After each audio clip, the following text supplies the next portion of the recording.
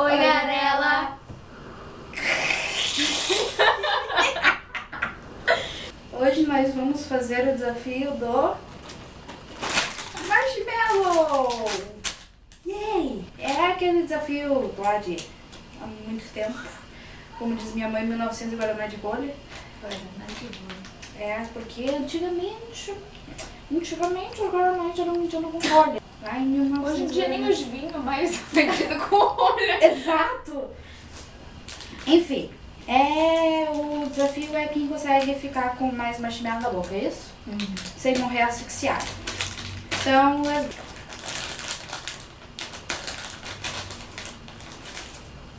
Bota só um, filha. vai. É muito grande esse negócio.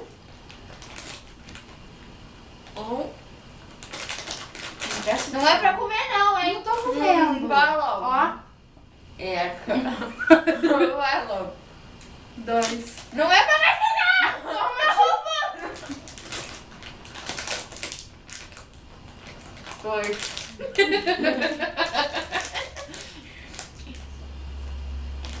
3. Depois do lado vou comer. 6.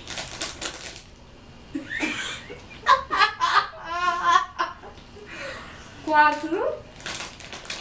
O versão fofão. Peguei, Fred. Quantos eu perdi? Acho que é 4, né? 4 também. 5.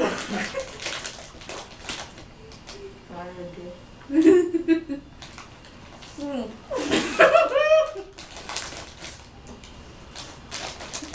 Que é isso? Nossa, isso não é isso.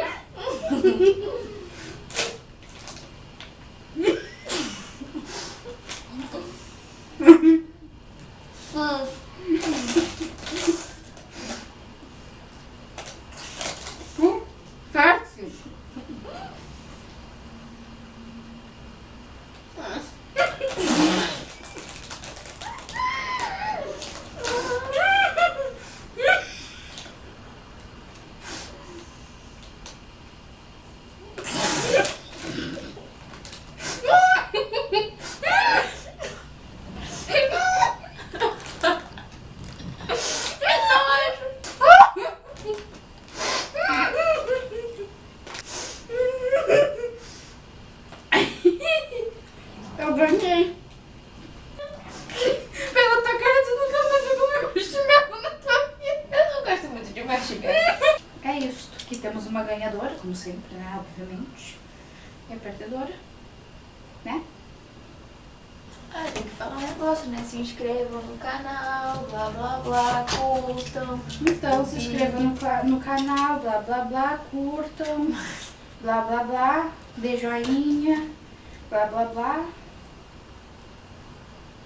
Vou te dar, sai, sai. Por favor, com licença. Por favor, eu tô te pedindo, sério.